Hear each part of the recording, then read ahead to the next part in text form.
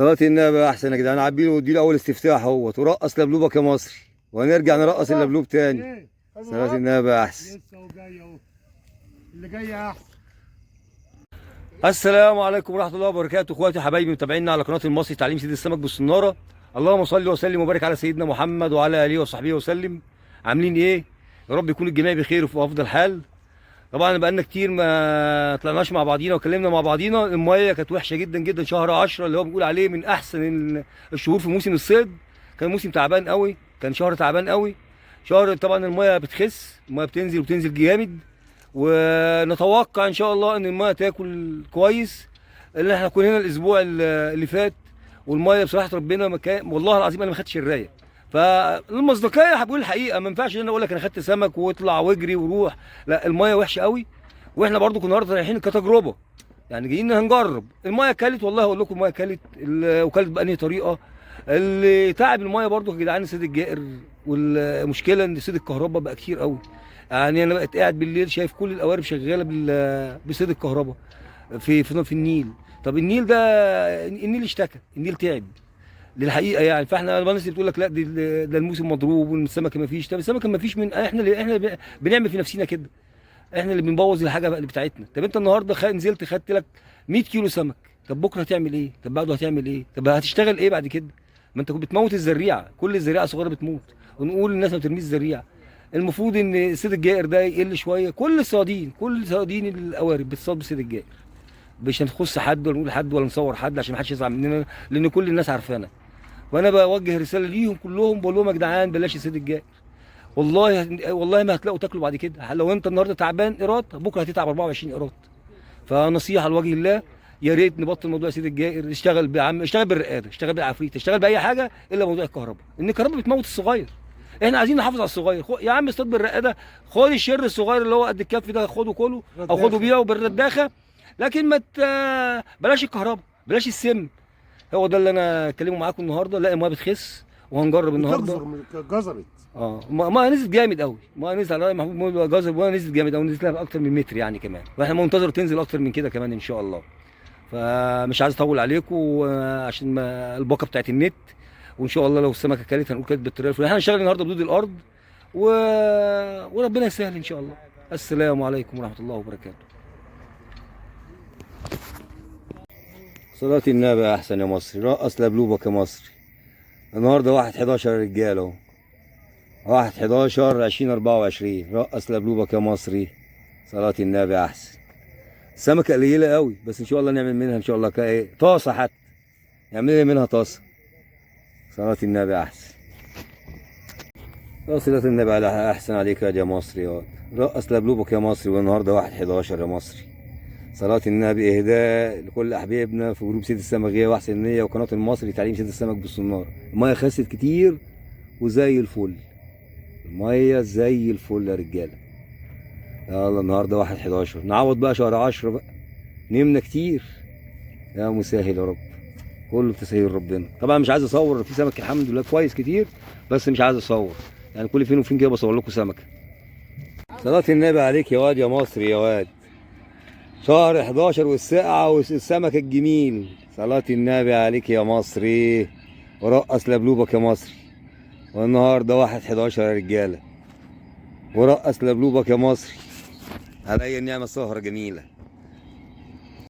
ورقص لبلوبك يا مصري. واحلاوي بقالي كتير ما بصورش يا رجاله. قلنا بقى ايه، نصور واحد بقى. المصري بيرقص ايه؟ بيرقص لبلوبه. رقص لبلوبك يا مصري. ويلعب يا سمك. السمك طالع عامل ازاي؟ الجو والله العظيم تحفه تحفه. لا ساقعه ولا بتاع، هو خريفي.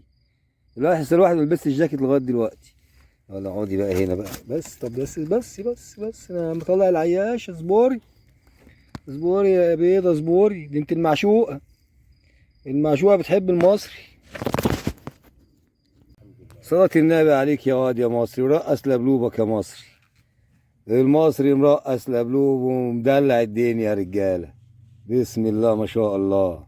رقص لبلوبك يا مصري. نعم يا حوده. والحداد مولعه، واسماعيل مولعه، وحوده مولعه. صلاة النبي احسن عليك يا مصري. ورقص لبلوبك يا مصري. والله ليله زي الفل. النهارده 1/11 يا جدعان، الشتاء وجمال الشتاء. والله انا لسه لحد دلوقتي لبست الجاكيت اهو، بالقميص اهو. لسه لحد دلوقتي لسه ما لبستش ربنا الجاكيت. يبعد عننا الناس اللي بتتبعنا. ربنا، بس هو كده صح يا حوده، ربنا يبعد علينا الناس اللي بتتبعنا وشوفوا الادوار وننزل ما نعرفش نقعد. ربنا يبعد عننا العين يا رب. دي ناس سو مش صيادين ديت. دي ناس مش صيادين والله. الصياد اللي هو يجي تصريح معاك. يلا السلام عليكم. السلام عليكم ورحمه الله وبركاته، اخواتي وحبايبي متابعيني على قناه المصري تعليم صيد السمك بالصناره وجروب صيد السمك غيه في احسن النيه. طبعا زي ما قلنا النهارده احنا نزلنا المنيا وقلنا نجرب تاني. الاسبوع اللي فات والله ما حد خد شرايه. المايه كانت وحشه جدا جدا، كانت سيئه، كانت المايه لسه بتخس. المايه خست كتير ولسه هتخس اكتر. وانتوا عارفين طبعا الشتاء وشغل الشتاء والبرد والناس. النهارده الجو كان تحفه، يعني النهارده الجو ما كانش برد، جو صيد. بس طبعا المايه برضو يعني السمكه موعه. في صيادين كتير ما جات ومشيت وما خدتش سمك، والسمكه بتاكل بدلع جامد قوي وبيفرخ كتير. ان السمكه ما بتخش على الطعميه خايفه، يعني لسه برضو في رهب ليها. لكن هي الحمد لله في المجمل هي بتسلي، يعني احسن من الاسبوع اللي فات كتير قوي، واللي جاي ان شاء الله احسن. طبعا هنتكلم طبعا عن اداء شويه السمك اللي انا خدتهم بسم الله ما شاء الله النهارده همت. انا بقى بحب صيد السمك كده ايه، وهو بيلعب غرقت التليفون ميه. شويه سمك بسم الله ما شاء الله، واللي راح والله اكتر منهم. يعني كنت اجيب سمكه يضيع 10 بسبب قلنا تمويع السمكه. لا هنقول بقى صنوار ولا طعم ولا لا، يا اللي جاي وده كله رزق بتاع ربنا. لكن هي كانت سبب. السمكه بتاكل اسمعين بقول لكم السمكه بتاكل بخوف ومشففه، لكن هي احجام السمك معقوله والكميه الحمد لله مرضيه جدا. يعني شويه بسم الله ما شاء الله كويسين. لكن زي ما انتم عارفين ان في الشتاء بالذات ما تدورش على رصيفه حجر ترميها، دور دايما على الجروف. انزل بقى السمك في الميه عشان خاطر ما يغرقش التليفون، عشان اقول الكلمتين مع بعضينا. دايما تدور على الجروف الطينيه، الارض اللي عليها طين. انا قاعد على دبش اهو، بس اللي تحت مني طين، يعني الدبش ده مرمي فوق قاعدين عليه، لكن تحت منها طينه. طب ليه انا برمي الطينه دلوقتي؟ الطينه سخنه دافيه غير الحجر. فدايما السمكه اول ما بتحس بالبروده الجو بتتجه كلها للجروف الطينيه. فان شاء الله الايام اللي جايه بعد خسيه المايه والجو يبرد كمان شويه، ونبقى قاعدين كده احنا بنتكلم كده الواحد يطلع دخان، هتبقى السمكه بتاكل. والمايه بتطلع دخان، تبص المايه بخرت كده، وتبقى السمكه بتاكل في الوقت ده حلو قوي. والاحجام بتاعتها بتبقى كبرت كمان، يعني بتبقى احسن من كده بكتير. فان شاء الله الايام اللي جايه تبقى احسن واحسن واحسن.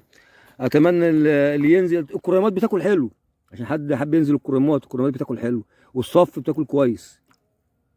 واحنا طبعا هنا كنا وبني سويف، اماكن بني سويف كتير كلها اتصلت بزمايلي بتاكل كويس. فيا جدعان اللي عايز يطلع السله، لا السمكه بتسلي، بس زي ما قلنا كده هي بتاكل بدلع شويه.